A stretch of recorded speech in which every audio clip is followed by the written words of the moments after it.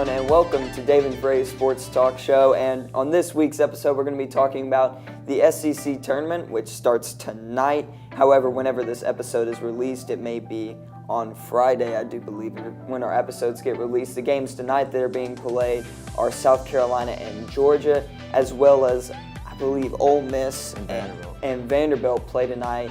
Late games, 7 o'clock and 9:30, I do believe, are the times for those games. But today we're going to be going over three of the biggest topics going into the SEC tournament. And number one, we're going to start with the upsets of the tournament that Aaron and I both think are going to occur and how that can shape out the rest of the tournament, as well as we're going to give our prediction on a champion. And we're also going to predict a low seed team that could go all the way and win this SEC tournament. So Aaron, take it away with upset.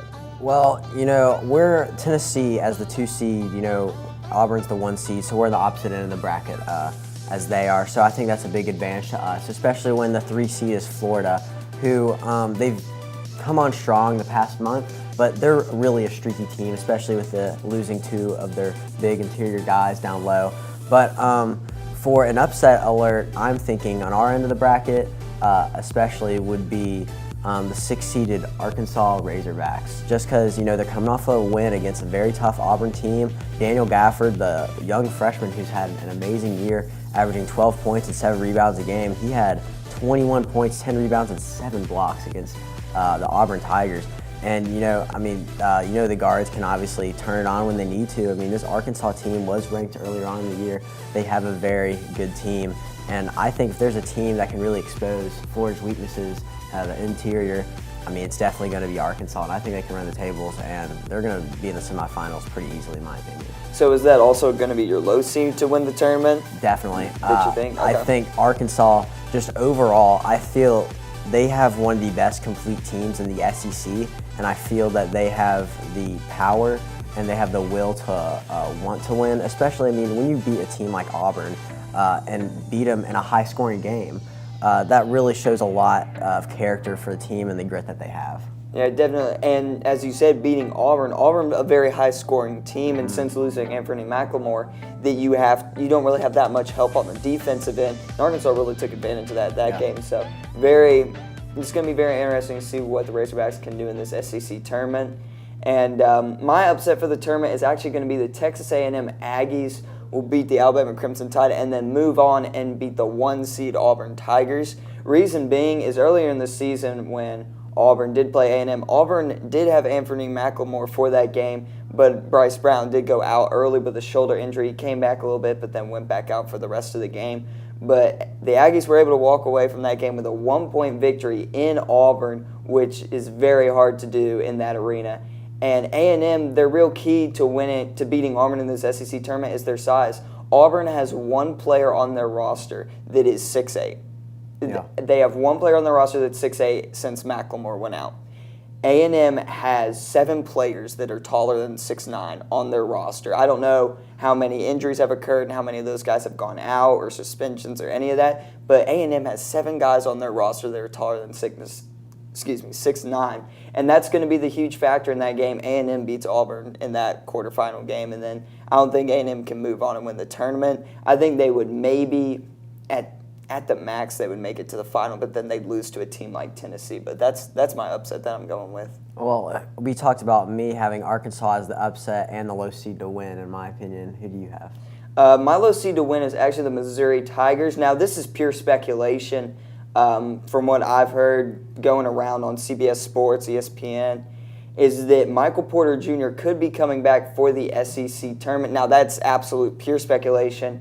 Nothing is confirmed yet. But if Michael Porter Jr. comes back, he could make a name for himself in this SEC tournament and get Missouri into the NCAA tournament, and then maybe they go far there. I don't know, but if Porter comes back, Missouri can go far in the tournament. If not, they'll get knocked out first round. I definitely agree with you. A former #1 recruit in the nation coming to fill in the needs for your team, especially when it comes tournament season, that's definitely going to be huge for Missouri if they can get him. But my team favored to win it all has got to be 2 seed Tennessee. They're on a 4-game winning streak. They're a very complete team. You saw Rick Barnes coach of the year. Grant Williams, Player of the Year for the SEC. And then Lamonte Turner, 6th Man of the Year. I mean, this Tennessee team, they have 8 or 9 guys. It's the most complete Tennessee team I think I've seen in a while. Yeah, I mean, you have 8 or 9 guys that can fill in all these roles. And I mean, they just work really well together. And Rick Barnes has done an amazing job this year. And as has Bruce Pearl done with Auburn Tigers. Both teams have been flipped from the bottom of the SEC to the top elite team in the SEC. But I think it's Tennessee's to lose, honestly. Definitely. And here's the key for Tennessee, and they're my champion as well.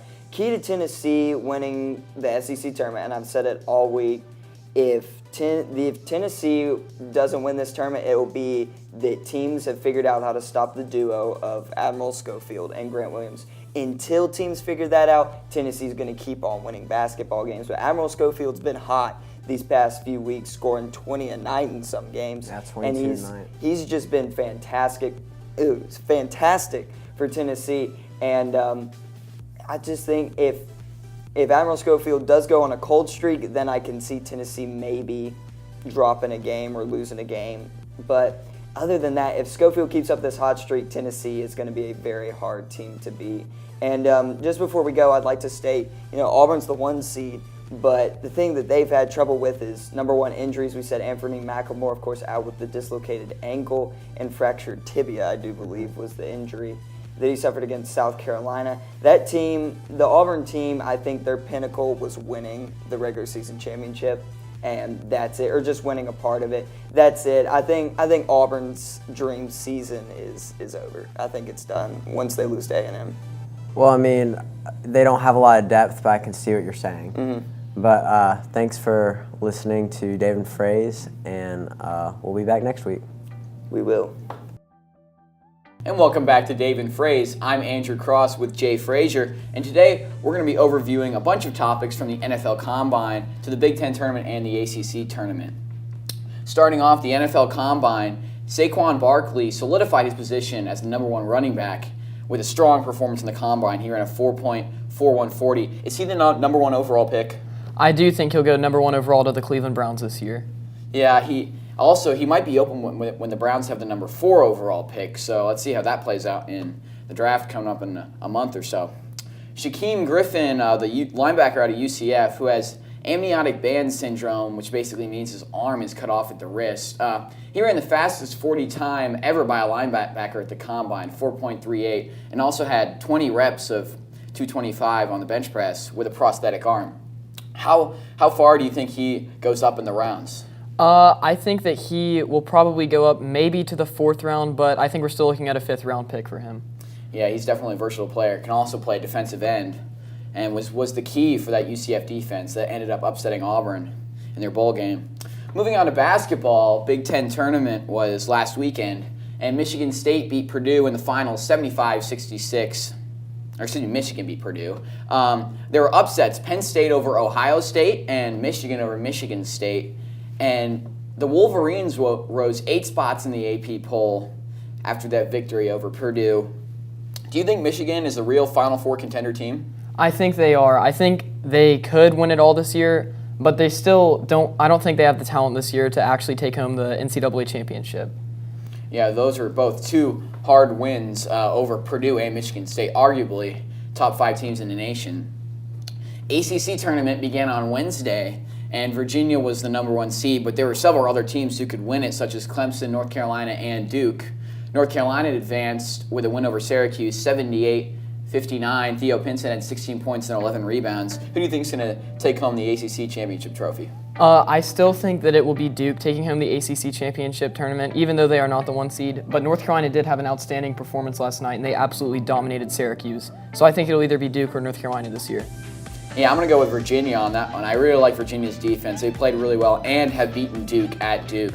So let's see how that ACC tournament plays out.